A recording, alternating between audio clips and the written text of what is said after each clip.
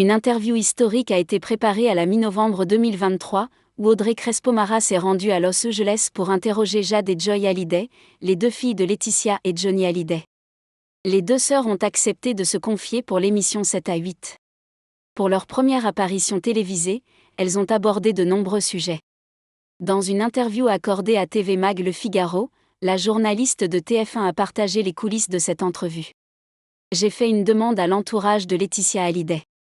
Compte tenu de l'âge des filles, Jade a 19 ans et Joy 15 ans, cela semblait envisageable à l'approche du 6e anniversaire de la disparition de leur père et de l'arrivée de l'exposition qui lui est consacrée à Paris.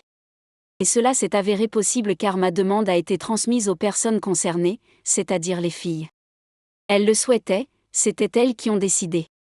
C'était le bon moment pour elles. Elles sont à un âge où elles ont envie de se faire connaître, confie-t-elle. Audrey Crespo-Mara mentionne également le stress ressenti par les deux adolescentes. Par la suite, Audrey Crespo-Mara évoque les sujets abordés avec Jade et Joy Hallyday. Les deux sœurs ont fait l'effort de s'exprimer en français. Elles se sont rapidement senties à l'aise. Je pense que le fait d'être deux les a aidées. Elles fonctionnent un peu comme des jumelles. La différence d'âge de 4 ans ne se voit pas tellement, et souvent l'une termine les phrases de l'autre.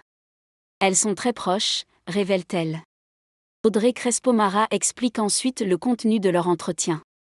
Jade et Joy ont parlé de leur vie à Los Angeles avant de remonter le fil du temps. Elles ont évoqué leur adoption au Vietnam, qui, comme toutes les étapes de leur vie que vous verrez, est illustrée par des vidéos personnelles. Elles ont été très émues en revoyant leur père. Les deux filles de Laetitia Hallyday ont également abordé leur relation avec leurs aînés, David Hallyday et Laura Smet. Elles ont également raconté comment elles vivent les critiques, les commentaires violents, haineux et racistes dont elles sont victimes sur les réseaux sociaux.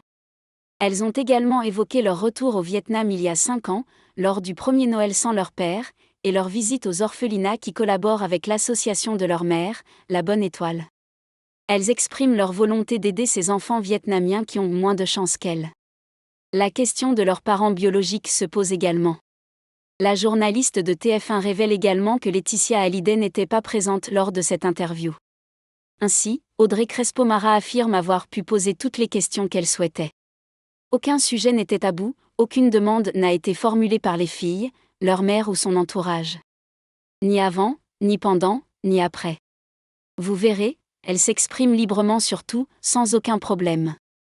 Même les conflits entre leur mère et les deux aînés de Johnny Hallyday ont été abordés. Je ne les ai pas sentis mal à l'aise. Je les ai plutôt vus préoccupés par la recherche des bons mots en français, par l'expression claire de leurs pensées et par l'explication de leurs sentiments. Certaines périodes de leur vie ne sont pas simples. Je les ai trouvées toutes les deux très réfléchies et matures. J'avais en face de moi deux jeunes femmes, pas des adolescentes.